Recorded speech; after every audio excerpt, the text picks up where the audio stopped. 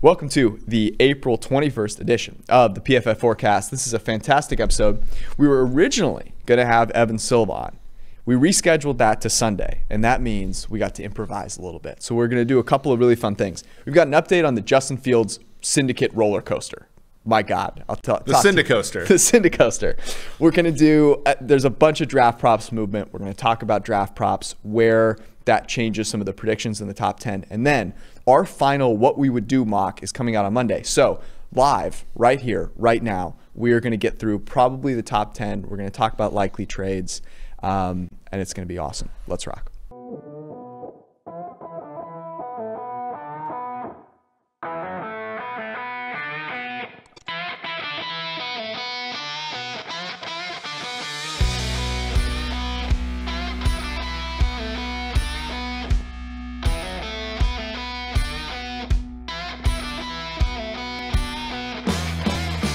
It is draft season, and there's no better place, I promise you, on the planet to come for draft content, projections, mock drafts, the whole deal.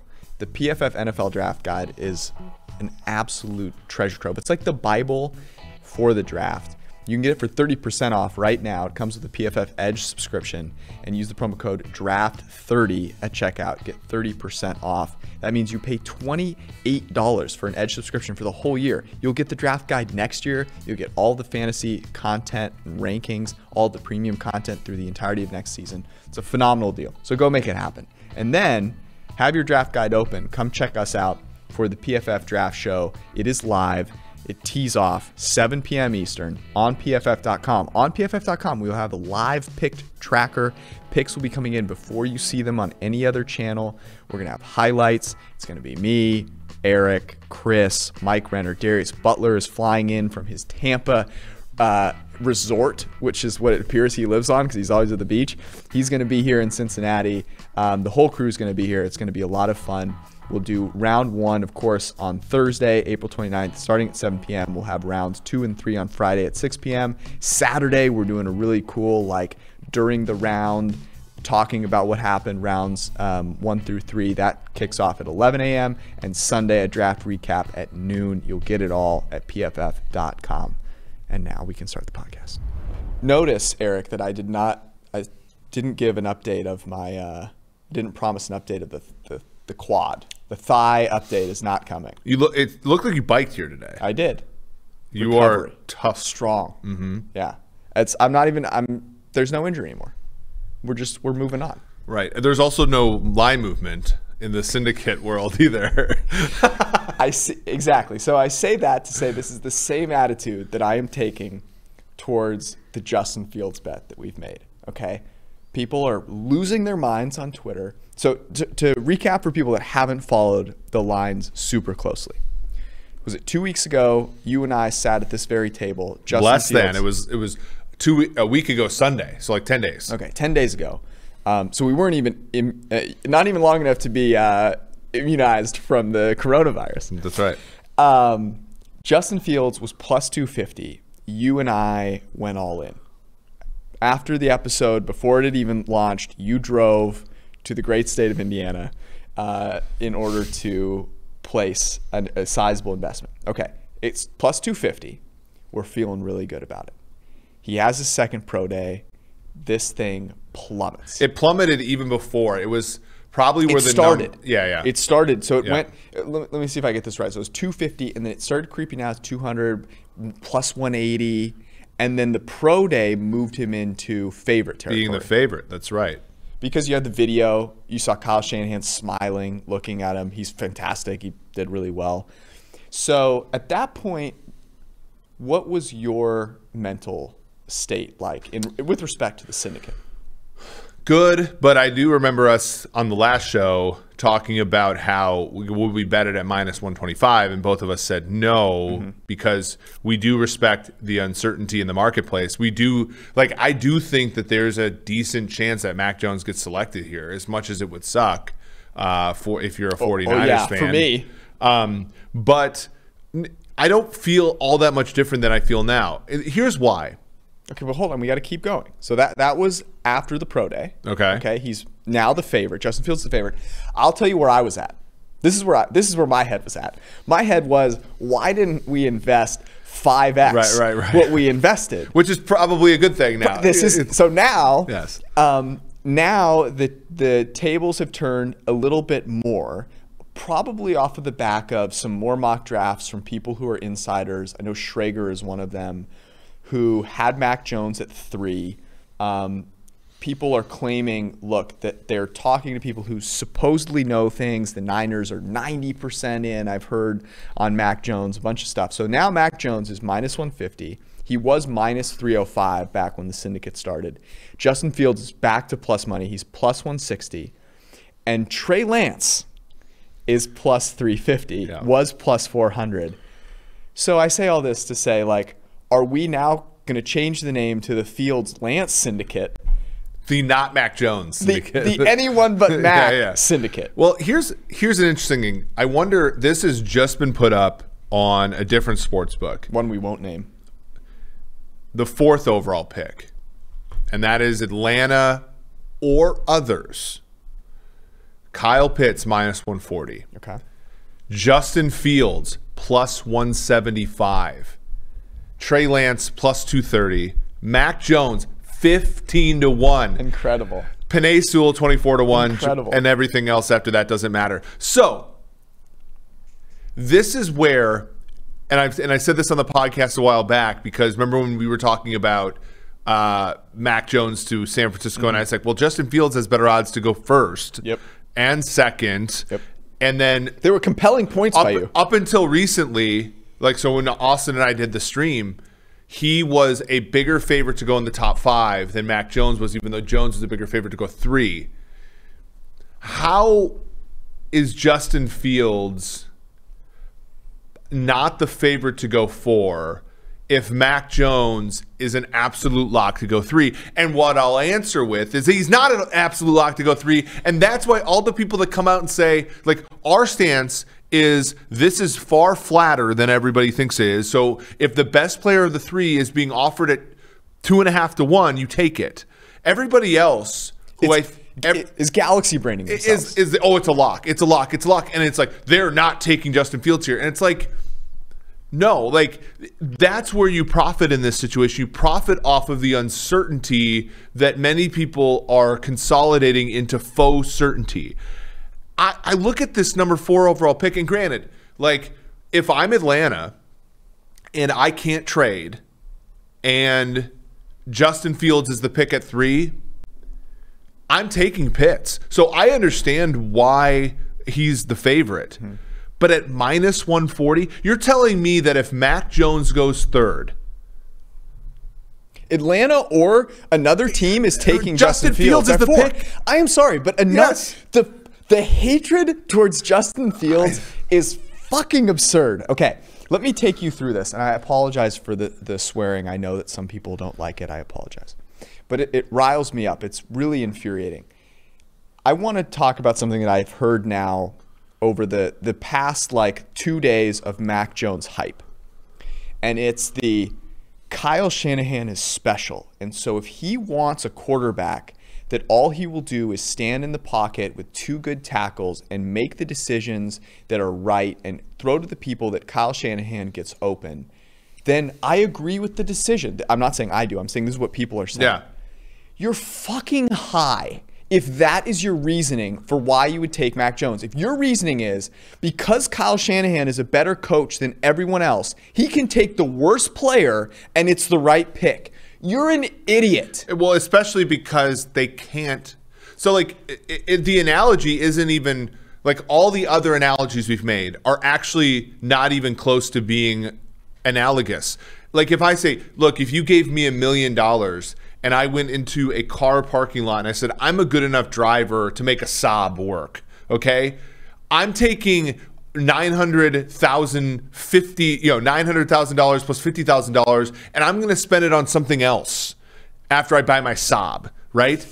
Why the hatred on the Saab? The Niners can't say, well, look, we're really, like, I can coach a quarterback with 2 hands tied behind my back, so I'm going to take 1/5 of the 3rd pick, and use it on Mac Jones and use the other 80% of the third pick on something. No, this is a one. You use all of the You're third using pick. the whole fucking pick. And Which the costs two you the two other ones and your 12th pick that it cost you. That's the ridiculous notion.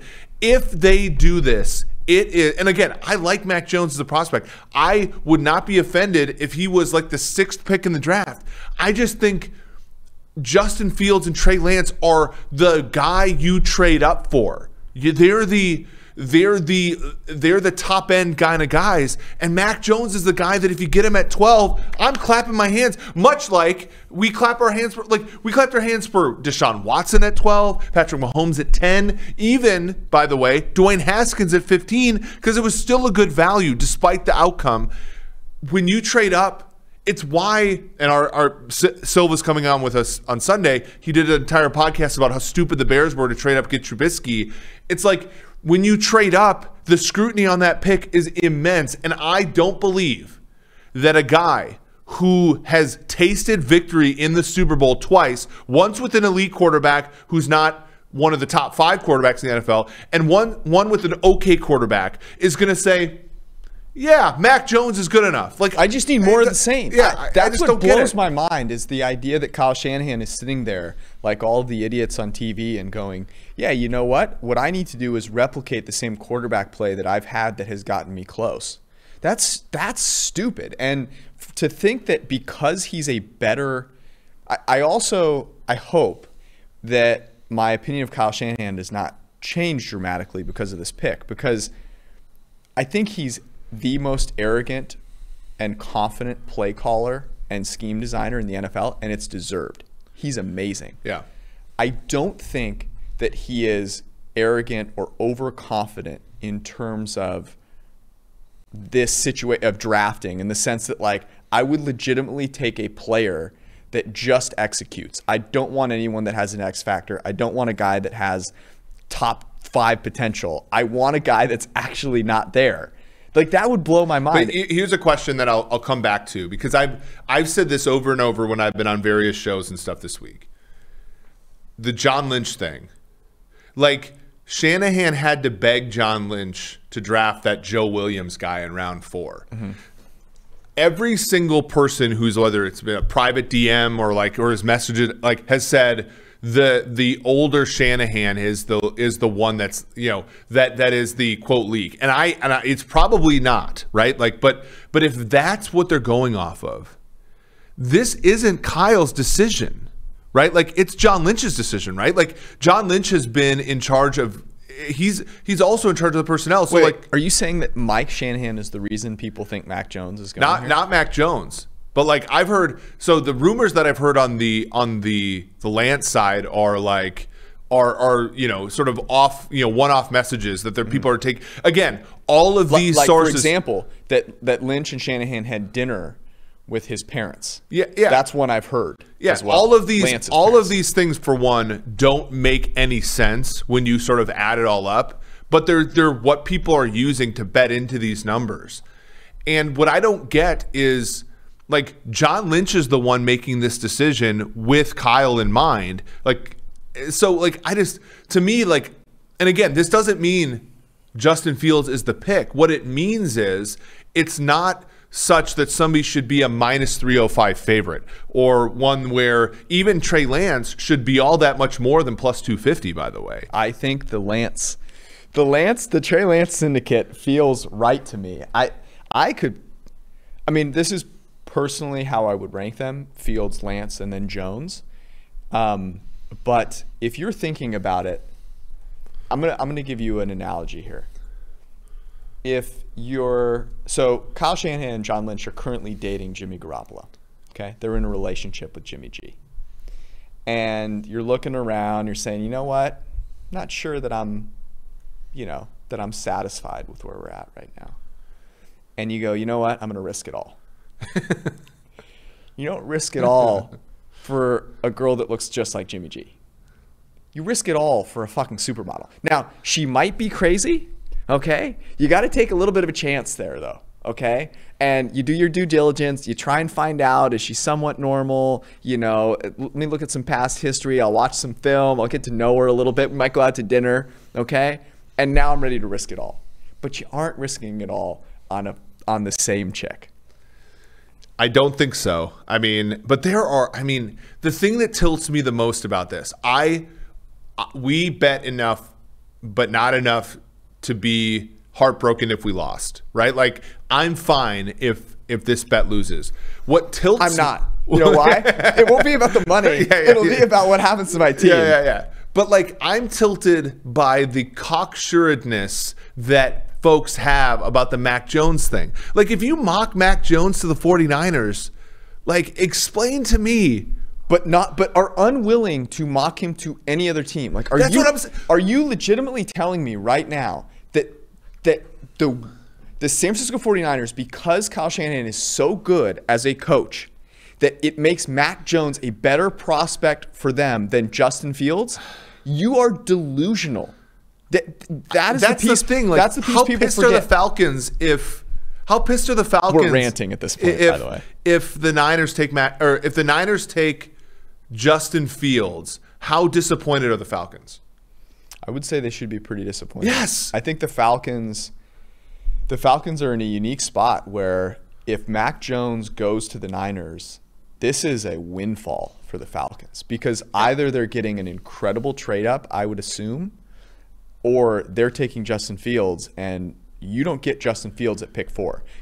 All of the garbage that has gone on for Justin Fields, that chip that will be on his shoulder, you get a guy that is, by the way, just as fucking accurate as Mac Jones, I might add. I've seen some people go, well, Justin Fields isn't that accurate. You haven't watched an Ohio State game. I'm sorry. You have not watched Justin Fields. Justin Fields threw the ball on average 2 yards further per throw than Mac Jones, and his on-target rate was second to Mac Jones, okay? So don't tell me that he wasn't accurate. Well, that's garbage. I think, like, honestly, if you're the Falcons, Justin Fields going third makes your decision at 4 a lot easier. Yeah. A lot easier because either somebody trades the farm for the 4th quarterback, which is going to be Lance, by the way, which should tell the Niners like, the Falcons aren't taking Mac Jones. And if they don't, you take Pitts, who like has the potential to offer you surplus value over the average / replacement tight end for, that all but like 3 teams in the NFL have. Which is enormous. Like, your thought process becomes really difficult if Fields is available, I think. I would agree. I apologize for the rant. No, I mean, look, this is why the draft is interesting, though. Yeah. Like, if you're tuning in, and this is the last thing I'll say, but if you're ESPN or NFL Network, it behooves the living hell out of you to keep this story going. Yeah. And that might be, and we've talked about that as a possibility, and that could very well be the case. I mean, like, here's a prediction. So both of us sort of have erred on this, by the way. Where do you think this ends up closing? Like, and when I say closing, I don't mean like right before the pick, because that, the information will get out. Right. You mean before? But like Thursday morning, we wake up next week. What's the price? I'm not going to sleep on Wednesday night, but I need my beauty sleep, right? You do, yeah. Bar over there. Oh man, I think it's pretty flat across the 3. I think by the time we get to Thursday, people have accepted the fact that maybe no one knows anything. I don't think the Niners are leaking shit. I don't think John Lynch, I agree with you. That's a very good point, that I don't think Mike Shanahan is the leak, because I don't think Mike Shanahan knows anything. Yeah, I mean, there's a good track record of John Lynch not saying a fucking word. That's what I mean. Like, when the DeForest Buckner trade happened, did you know until it fucking happened? No. So I'm going to say that I think when this trade happened, did you know until it happened? No. I think Justin Fields is minus 135. I think Mac Jones and Trey Lance are both like plus 110, 150. So you think that because Lance has moved up, he was like plus 175 a day or two ago when Fields was still the favorite, but then he's moved back. That wouldn't make sense from the book's perspective, though, I guess. No. So you say Fields minus 135, Jones, let's say, I would say Jones is like plus 110. Yeah, okay. And then Lance is plus 275. I guess that's me saying that I want to start the Lance Syndicate because I just think if you believe that there is a chance they take Justin Fields, you should believe there's pretty close to that chance that they take Trey Lance. Yeah, and Trey Lance, by the way, plus 350 on DraftKings, plus 290 other places. Like there's probably reason to bet it. By the way, my supermodel analogy, DraftKings Sportsbook, new spokesperson Gisele Bündchen. I heard that. Yeah, so we're working with Gisele at PFF. So do you think which is the bigger grift post like is TB12 going to be like? Let me tell you the biggest miss that TB12 has had and why I'm not sure. Like I think Tom Brady has the best PR group on the planet. Just look at his Twitter and Instagram. Them not having a tequila ready for that Super Bowl parade so that when Tom Brady tweeted out like just had a little too much tequila, they couldn't immediately throw their new tequila brand out there. That was their biggest miss they've had so far. So my guess would be that he expands in that direction. Like, I don't know that it's an alcoholic beverage, but like it expands at a much faster rate. Whereas like Gisele is just so classy because you have all these like the new trend in sports betting or like all these like these women that are like, you know, shilling for books. And she's just like, I'm going to go to the best, you know, I'm going to go to the most notable one right away. Like she just goes straight to the front of the line. Dude, the funny thing is that in football, you know, Tom Brady is obviously the pinnacle of success and superstardom. And like Gisele Bündchen is on a different level than Tom Brady worldwide. It's crazy. Money wise, yeah. I mean, dude. So, anyways, that's been our pop culture talk for the day. Okay, let's do a little. The podcast actually starts at whatever time it is right now. Sorry. Look, there are people that are invested in the Syndicate, and we need to give them an update. We need to give them an It's update. been an emotional roller coaster. If I had my car right now, I would. We don't want. Yeah, I would. Did you lose it in a bet or? No.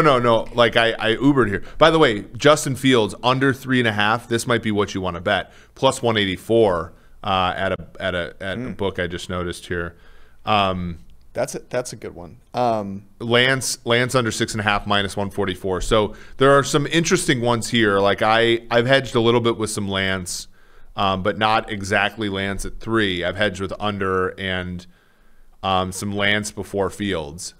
Plus money, but to go full on just Lance exacta 3 it might be the next venture, let's say. We're gonna get to the draft props here in just a second after that Mac Jones, Trey Lance, Justin Fields rant. But before we do, we got to tell you where you can actually bet on them, and that's at DraftKings and the DraftKings Sportsbook. They have so many draft props up there. It's like Christmas morning.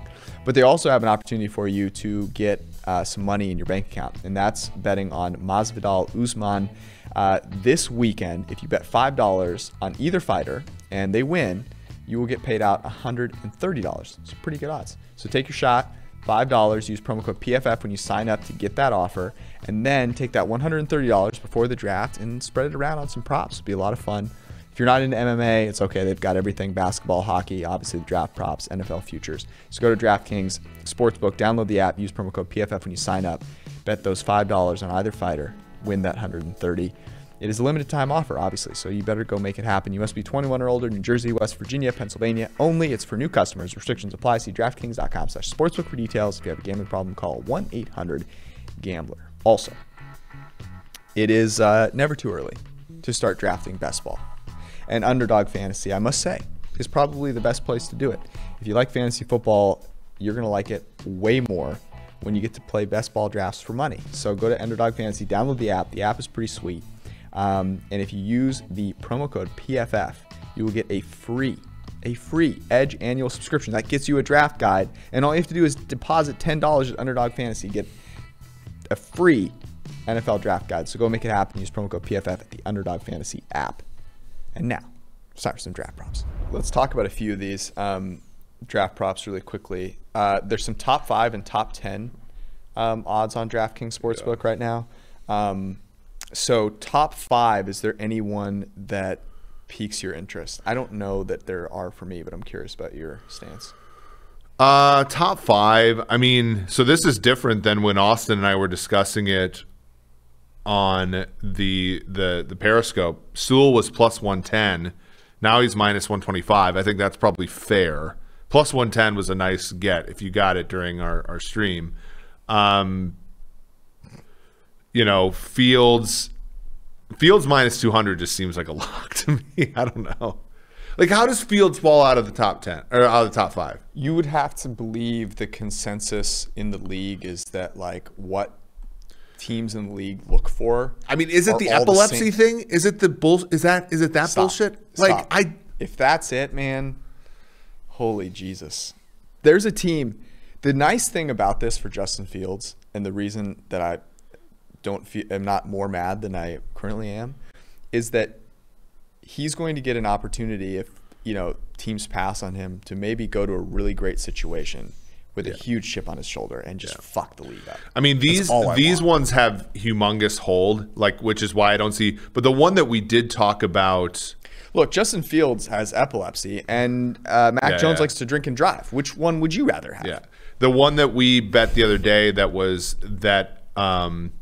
has moved significantly. Remember, we had Waddle at minus 112 to be picked ahead of Devontae Smith. He's now minus 137. So I think that has moved on. This is how silly this shit is, though, by the way. Devontae Smith being 166 instead of 170 weight, right? Like, that's how, like. So I have a top. The top 5, I think I would bet. I think I would bet Kyle Pitts minus 150 top 5. I do think that the Bengals are much closer to taking an offensive weapon, either Pitts or Chase. Chase is minus 125. So you could, I think either of those would be interesting to me. Like, I have a hard time seeing them take Chase over Pitts. But it may come down to the Joe Burrow just wants Jamar Chase thing. By the way, that's where you can shop around, because right now, under 5.5 for him is minus 159. So you do get a better price with a top 5 market than you do with his over-under market. What about top 10? Here's one in the top, and I wrote about this when I talked about top defender taken. Mm-hmm.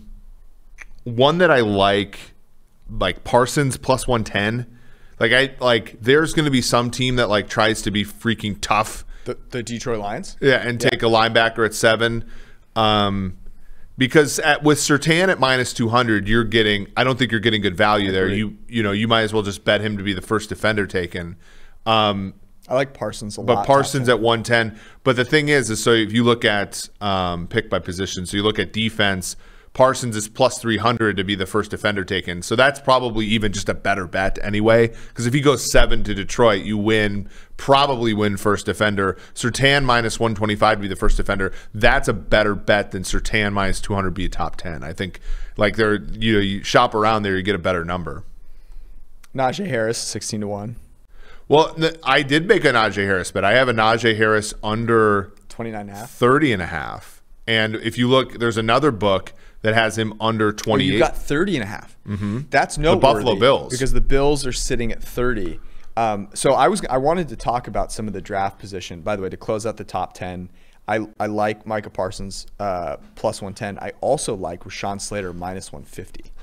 I think the best bet I got was in some of the. I also took one more than 0.5 running backs at minus 220. That's now minus 305.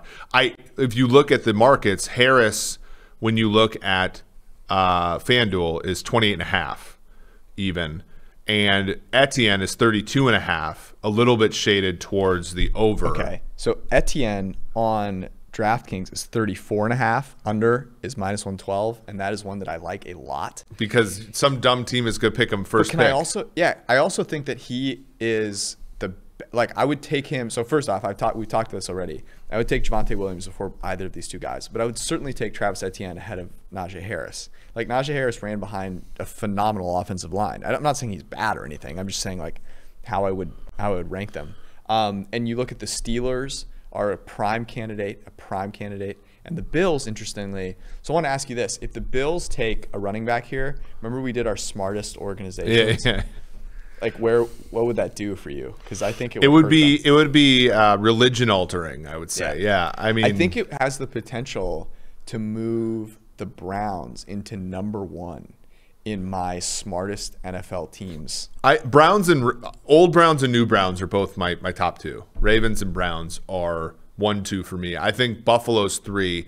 I could be on board with leapfrogging. What about Miami? If Miami trades the 6th pick, dude, Miami, we're going to talk about trades here in a second. Some other draft positions. So we talked about the 2 running backs. Here's an interesting one. Elijah Vera Tucker's at 15.5.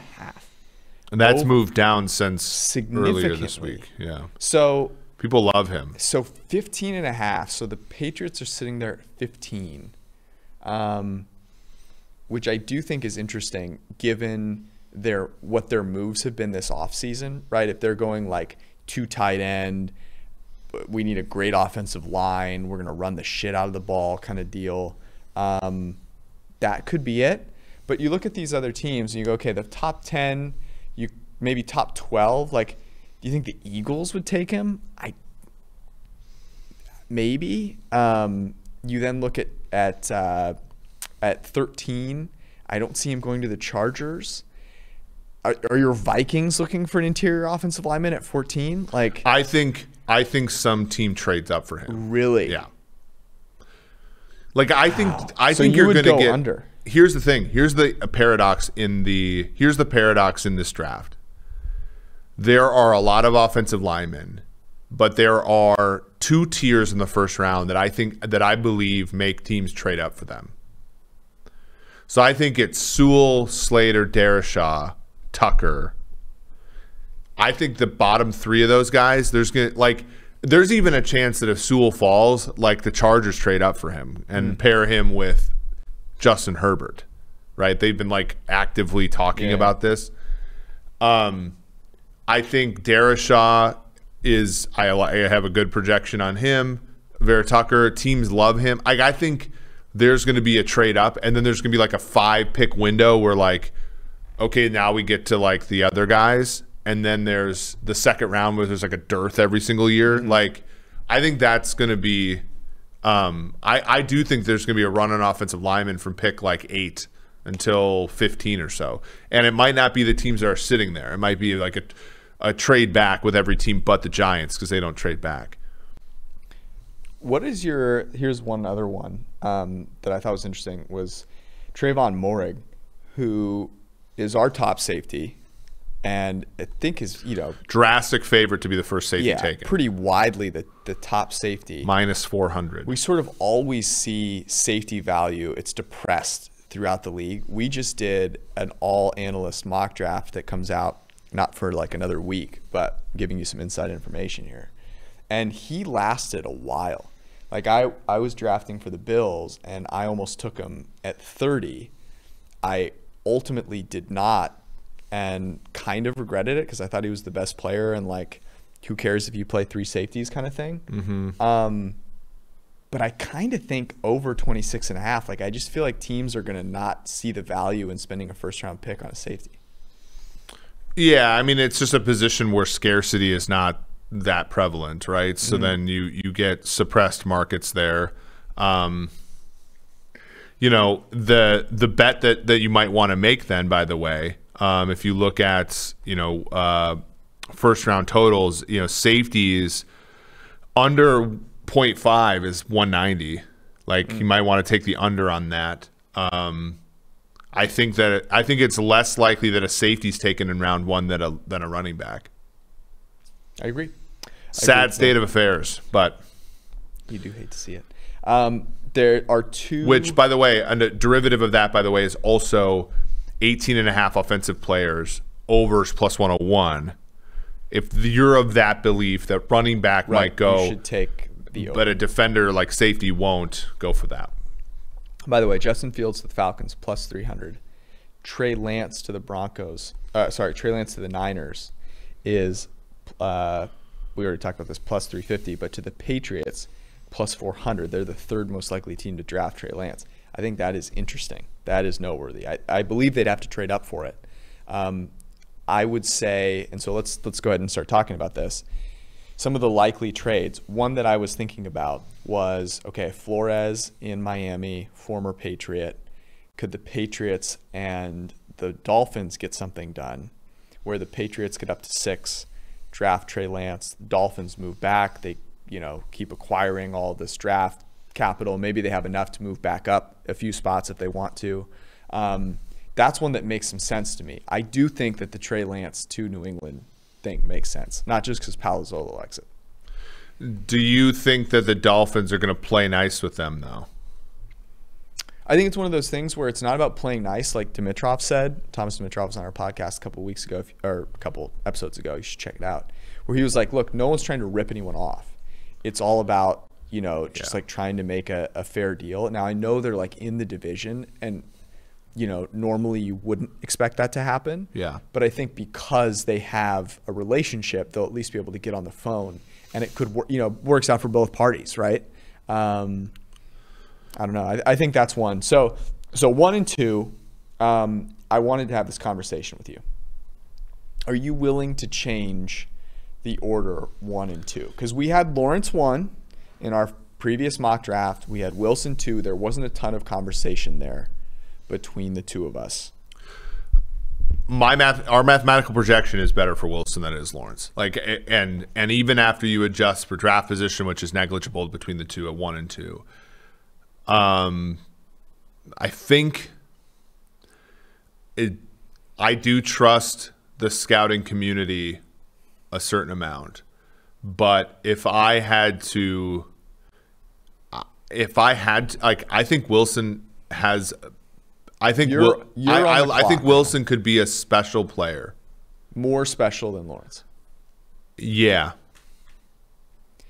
because I want to come back to the conversation that we had in, I forget what month it was, but it was the Fields-Lawrence conversation.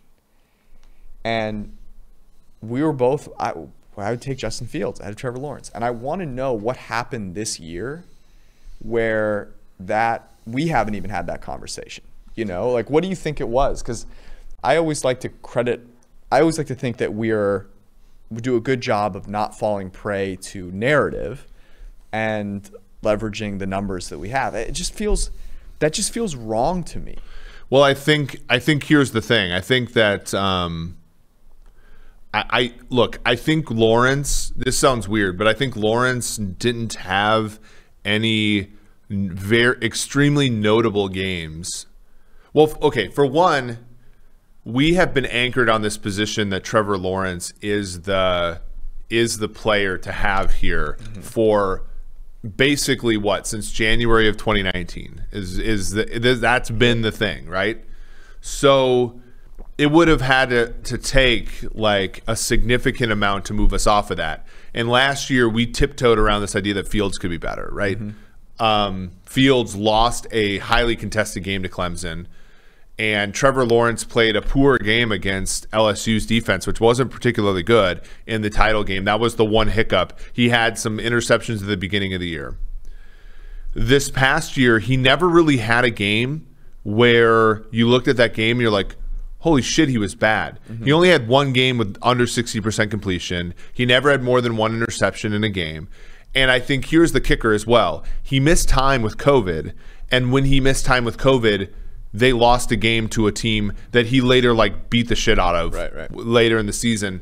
And so this is sort of when we were teachers and we say you start the class with an A and all you can do is lose that A, right? And I don't think Trevor Lawrence ever lost the A, if that makes sense.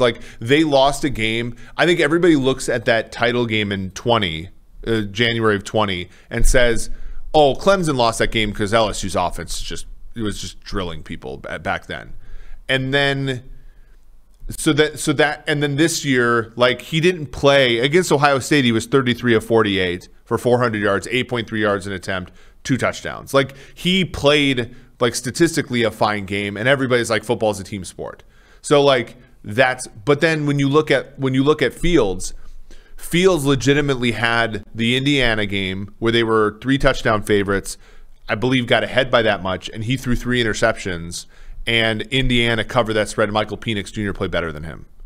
And then they had the Big Ten title game when he legitimately played poorly. And that was the game where the reason why he played poorly was actually fairly apparent, which was that Northwestern plays a modern NFL defense very well. Chris Olave, who's one of the best wide receivers in college football, sat.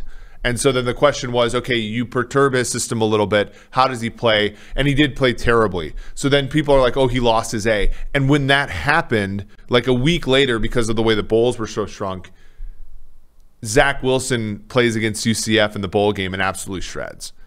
And I think that the confluence of all those things happening made us think, okay, Lawrence went nowhere. And now it's this random comparison between Wilson and Fields, and Wilson, and then when he crushed Lawrence's team in the semifinal game, we were so anchored on our prior that I just don't think it moved him up as much as it should have.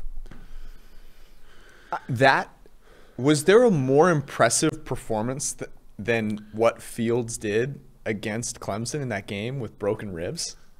No, I mean he was amazing. So. I mean he was amazing. Quarterbacks are going to have bad games. If you want to ascribe every negative to Justin Fields based on that one game, then I think you've got to do that with a lot of other quarterbacks. And Trevor Lawrence had multiple games where he graded below the grade that Justin Fields had in that Northwestern game. Yeah. And look, I'm not saying that the PFF grading is literally the perfect thing, but it's a hell of a lot better than box score data. That's why we use it. In the Northwestern game, Fields had 1 turnover-worthy throw, and he had 2 interceptions. So, that's normally – the one is normally higher than the other, and it was flipped. He did have – in the game against Indiana where he threw 3 interceptions, he was 18 of 30 for 300 yards. He averaged 10 yards a pass attempt. He just turned the ball over a few times. I believe some of them were tipped, although 3 of his plays were turnover-worthy. 42% of his turnover-worthy plays came in that Indiana game. Indiana, no slouch, by the way, a very good Big Ten team this past year. And then in the title game, he wasn't great, but they were facing Alabama, who's going to have 5.5 first-round picks this year. He wasn't bad. Yeah, I mean, you're talking about 6 yards. I mean, he graded well, but he didn't have a lot of help in that game. You're not going to get me on yards per fucking attempt in college. It's 2021.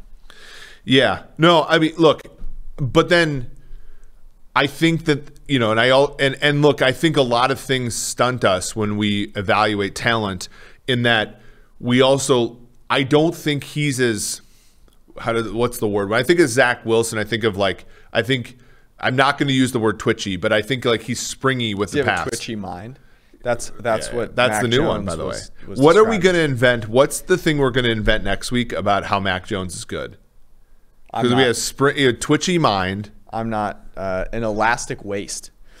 Jesus. Okay, but look. Okay, so we're gonna have to debate this a little more because I'm not ready to just go Lawrence Wilson. If you and I were the GMs of the team drafting in that spot, I think we would have to really have a debate. Here's one thing that I'll say about Lawrence that I was very impressed with when I looked at his data. He does not surrender pressure that much. The one knock on Fields is that a significant proportion of the pressures that he undergoes are his fault. And he takes sacks and scrambles on a significant fraction of those. That's one place where Lawrence, I think, is really elite in the pocket, and to the degree that we can count this because of the schedule they had, so is Wilson. So I do think there is a case to be made to have those two over Fields. Yeah. There is not a case, and that's again where I think about when I look at the consensus, I'm willing to shuffle Wilson in either direction. I'm willing to put him first. And I think I'm willing to put Wilson third. And I think I'm willing to shuffle any of them in one direction, one spot in either direction. So I don't think Lawrence, I can pick him third, but I could pick him second behind Wilson, I think. Like that's kind of my. Okay, let me ask you a question. But I anchor to the market more than maybe some people would prefer. I don't know. Would you? This is an interesting one. Okay, I think of the Lawrence Fields comparison as very similar to Russell Wilson versus Andrew Luck. Which one of those guys would you rather have? Assuming both were playing. Wilson, Russell Wilson or Andrew Luck. I would still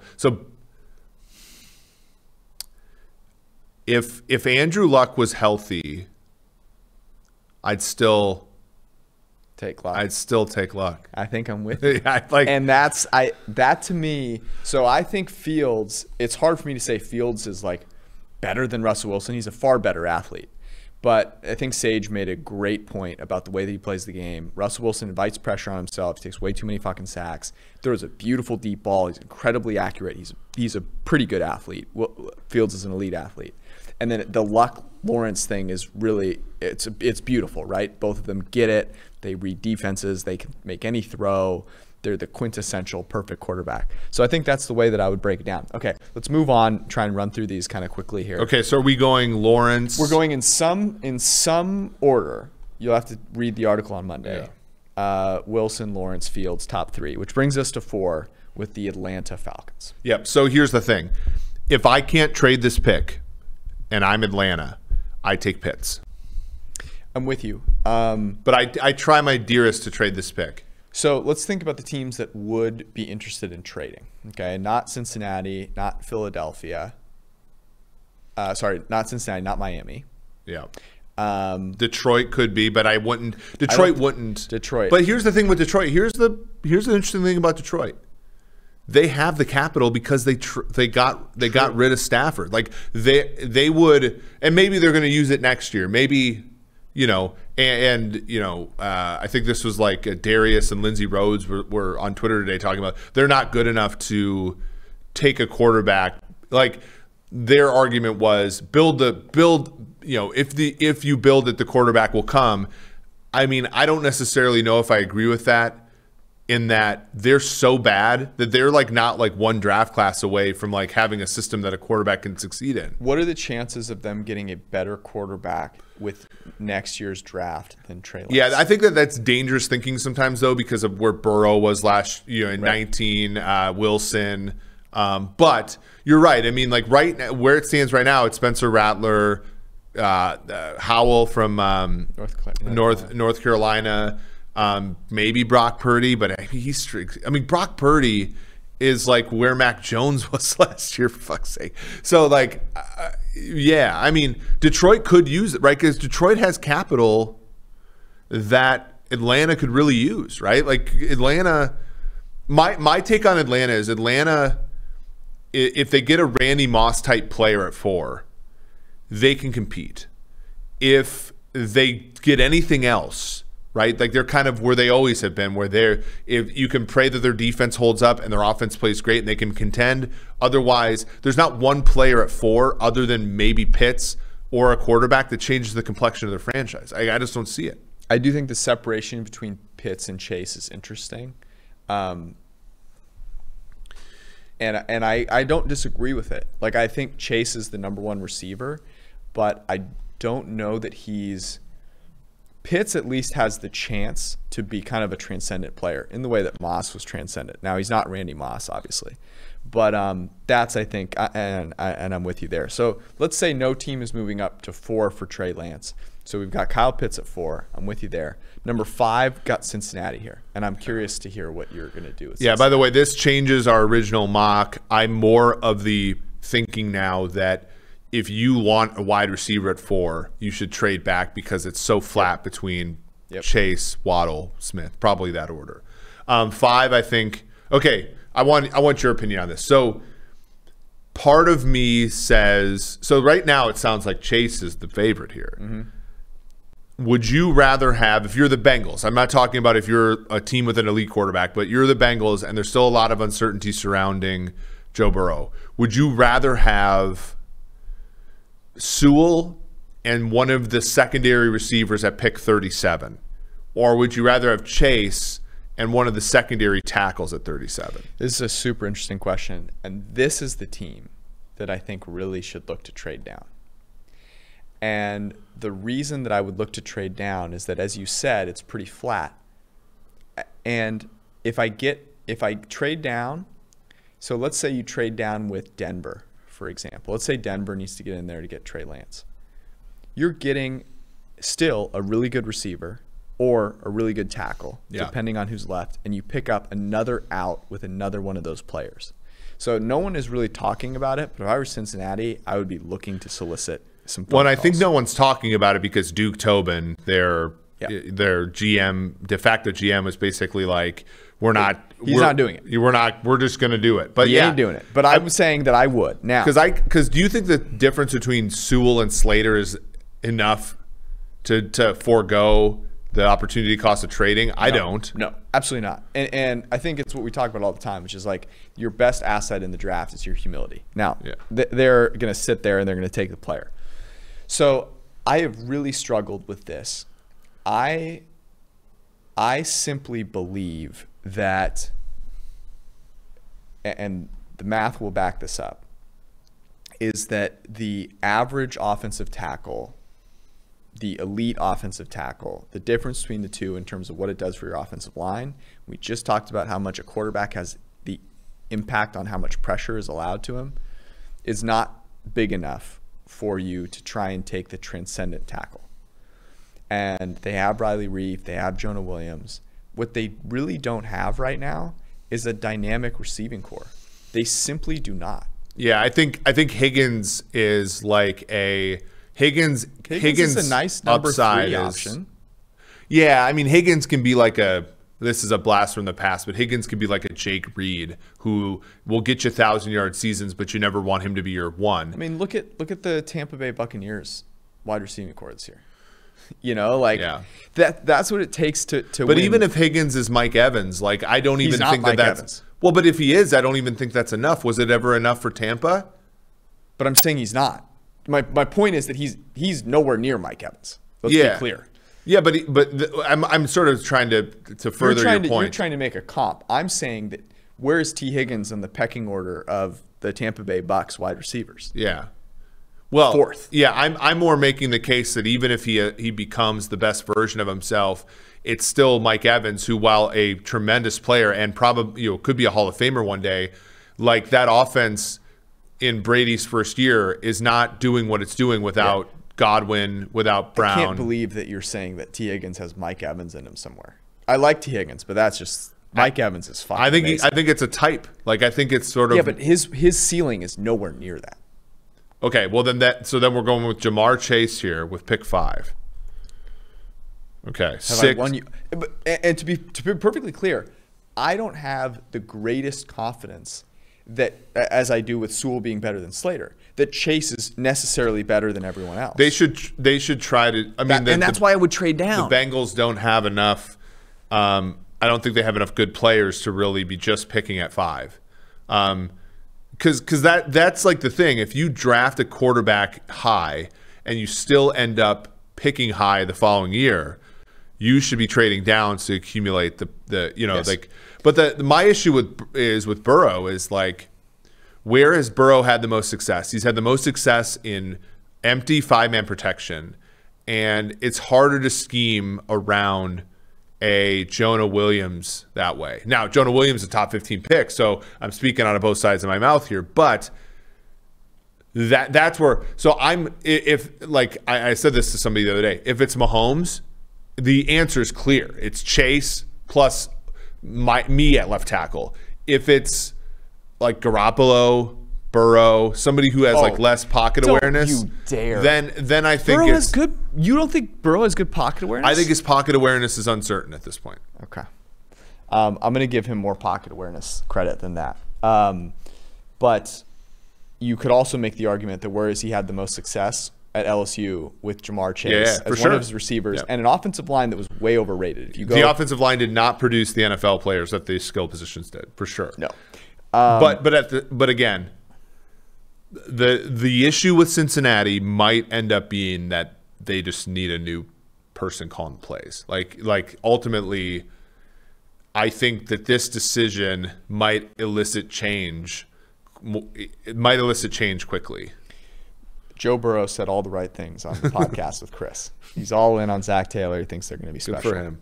So you cannot – it would be very hard for me to give anyone the time of day if they said they didn't like Joe Burrow. If you're ranking like most universally likable people in the NFL, Joe Burrow is high on that I'm rooting list. for him. That's Who for sure. isn't is my question. Yeah. Yeah, maybe Miles Brennan. Who knows? Like I legitimately know. don't know. Like this, everyone in the world is rooting for Joe Burrow. Okay, 6 we have the Dolphins. The Dolphins, like everybody made fun. Like I think they're trading this pick. And we had YouTube comments. Why is PFF so obsessed with? Because I like to see smart football. Like trading this pick. Who trades up? I think it's Denver. Okay, I think that there's an outside shot the Patriots do it. To me, Denver is the most likely team. The question is, do they see enough reason to make that move? In other words, are they spooked enough by either New England trading up, another team trading up, or Carolina/Detroit taking Lance? But I think there's enough plausible deniability in Miami taking Lance that's a reason enough. I don't. Miami is not taking Trey Lance. I'm not saying I wouldn't. Yeah. In my worldview, where the Miami Dolphins are an ascendingly smart team, they leave that opportunity open. They at least are smart enough to make Denver think so. Yes. Okay. So Denver trades up, and Denver selects Trey Lance. And at 7, Detroit. Micah Parsons. No, this is what we would do. This is what we would do. Yeah. I think 7 is maybe. So here's the thing. Detroit is an absolute dumpster fire at wide receiver. So wide receiver, like it's not even a discussion. You don't even take Sewell here. I've been meaning to ask you though, like if you're Detroit, what are we trying to get done Detroit here? was like my beer the other day. It was you could do anything with it. Because look, I don't think I'm selecting Mac Jones here. I don't know that any team wants Mac Jones bad enough to trade up. Now, maybe they do, in which case, good opportunity to trade down. I don't think that there's any way that Detroit thinks they can win in 2021. So don't tell Dan Campbell that. This is a culture year for Detroit. So you think they're staying at 7? No, I think that they should be thinking of trading back. The only issue wants is to trade up. Right. So somebody who thinks one of these receivers is special, which is less so. But I think it's the Los Angeles Chargers that trade up to 7 and take Nate Sewell. Yeah, I don't think it's the wide receivers. I think it's the tackle. Yeah. But that's not what we would do. Like I'm not trading. Right. But here's if the thing. I'm LA and I'm at 13, I'm not. We're trying to predict the trades that will happen, so that we can make the picks we would make. But I would not do that. Like I would, if I was Denver, I would make the trade with Miami.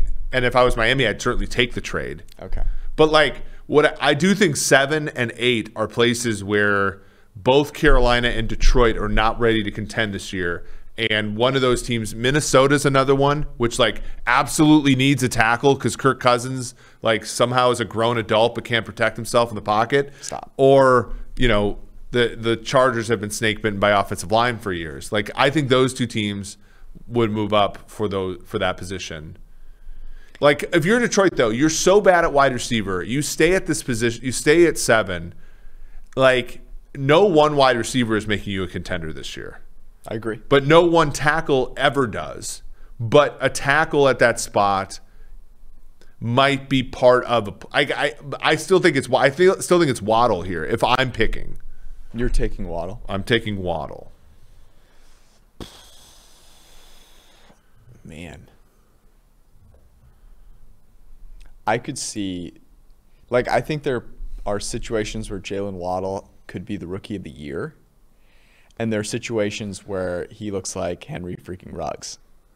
But he never showed Ruggsiness. No, I'm not saying I'm just saying because of the environment that he gets put in. Oh, sure, but But I'll say this: Henry Ruggs didn't bust in year one in Las Vegas because of situation. He busted because of who he is. Sure. Like the Raiders actually had a functional offense last year. It's just that they can't draft they would have been better off defensively drafting you instead of Jonathan Abrams and me instead of Clelin Ferrell. Like, this is a great one for people, by the way.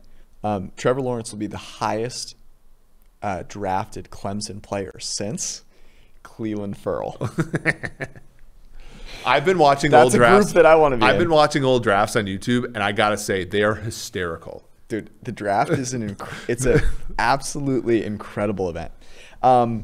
Okay, I can get on board with Waddle as our dual GM situation, although I would certainly be trying to trade down. Would you? Yeah. Do you think the Patriots would look to trade up? Not for Mac, dude. Belichick. I could be wrong. Kiss of death. Belichick's not trading up for Mac Jones. He'll wait and see if he's there. That's why. I mean, dude, all this stuff could. I get a greater than 0% chance that all this Justin Fields nonsense is being planted by Bill. Like, that dude's not trading up for Mac Jones. Like, he's trying to get Sam Fran to draft Mac Jones. God, that would be what sweet payback. Yeah. He's like, oh man, if he gets that done and like there's a 30 for 30 out there, shit. Okay, Jalen Waddle, I can get on board with that. 8, the Carolina Panthers.